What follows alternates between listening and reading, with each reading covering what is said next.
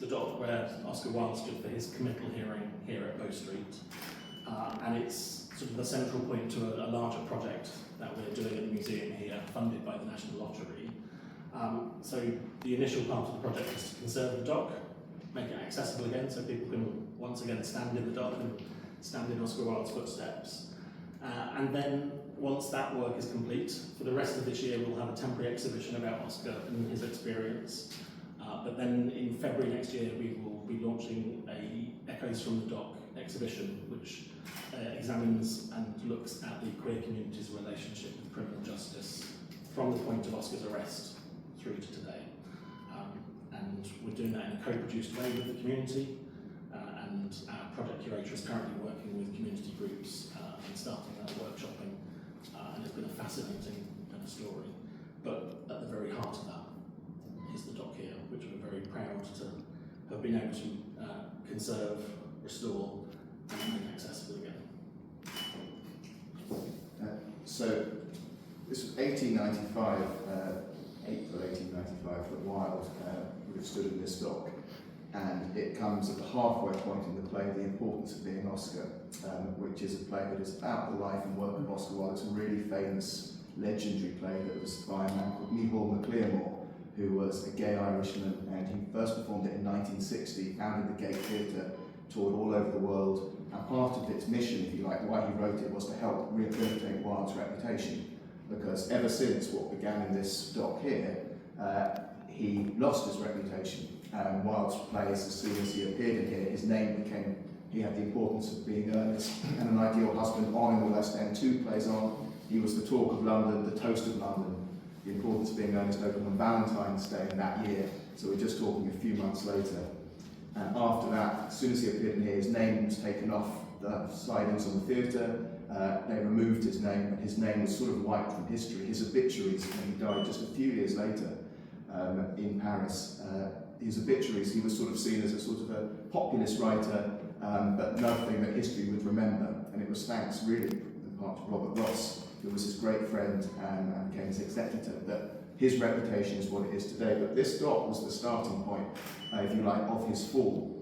And what's interesting is it was only 53 days from the moment that he went into Marlborough Street, because he sued Queensberry. So this is Bosey's father. So Wilde began, and we were talking about this, he was the author of his downfall. So it was Queensberry had sent a card just down the road at the Albemarle Club saying that Wilde was posing as a Sodomite. It was an open card so everyone could see it. And once Wilde read this card, he basically had been defamed in public, so he could either accept it and therefore tacitly admit that it was true, or he could confront it, even though it was true, because what Queensberry was saying was true. And what he didn't know was that Queensberry had set on a chain of private investigators on Wilde and had amassed huge evidence, so it was a trap. And Bosey, his lover, was saying, well, this is your chance to take down my father, to get revenge on him. And Wilde was sort of in love with Bosey, and we were saying there was an arrogance to it, maybe that the police couldn't touch him, society wouldn't let it happen. And he went to court and he sued Queensberry, and it was a disaster. They would produce this evidence, and then Wilde tried to get out of it and tried to take back the charges, but by that point it was too late. He retired to the Cadogan Hotel at the end of that trial, having it collapsed. His QC, Edward Clark, tried to kind of get Queensberry to just not take it any further or reach a deal, but Queensberry had the bit between his teeth. They applied for a warrant for Wilde's arrest, and that night 2 plainclothes detectives arrived at the Cadogan Hotel. They arrested Wilde, who could have fled, but people expected him to flee society, expected him to flee. It was interesting, he was arrested at 6:30. They gave him time to flee. He didn't. Was it because he was being brave, defiant? Was it through fear, or was it indecision? No one will ever really know.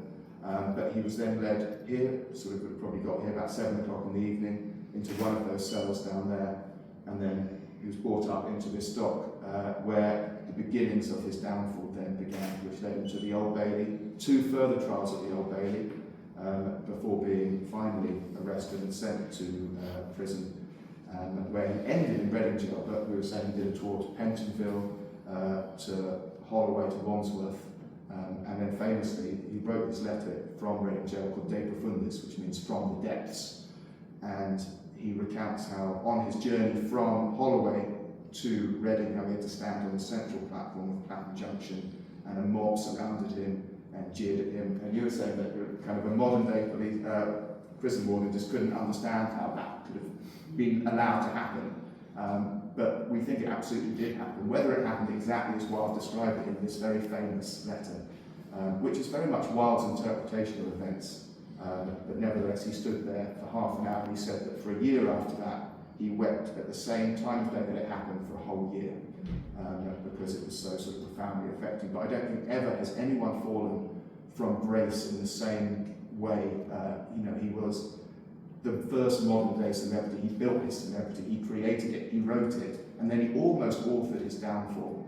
He said that he put his genius into his life, his talent only into his writing. His life, he said, was his masterpiece, the way he lived his life, and thus he almost sort of needed to have this tragic end, this fifth act, the tragedy of it, and he foreshadowed it in his earlier poems.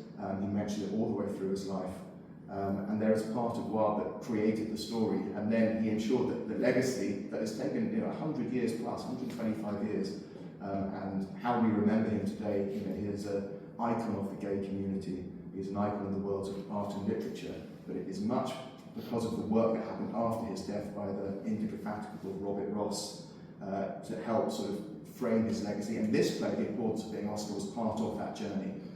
MacLearmore wrote so that you would believe, and what's interesting, 60 years, so MacLearmore did the play 60 years after the death of Wilde, and MacLearmore and now us are doing it 60 years after MacLearmore last did it. So there's an interesting framing of those two events. And now obviously time has changed. When MacLearmore wrote it, the gay was illegal, you could go to prison for it. So the play sort of only flirts around the obvious things that we would say, well, Wilde was having sex with men. The play can never do that, but interestingly there's a huge tension within it. And we've added a little bit, so we've added details, extracts from the trial, so we've done a little bit, but we've tried to keep the spirit of MacLearmore's play intact, because it's the tension that MacLearmore wrote it with, that Wilde experienced, and now the modern audience is coming in to experience it through that lens, if you like, that I think makes the play what it is today. So it's an extraordinary bit of writing about an extraordinary man living an extraordinary life, that's still got, I think, a huge amount to say today. So it kind of, the second half of the play, his second act, if you like, it began in this very book, so it's amazing to be stood here.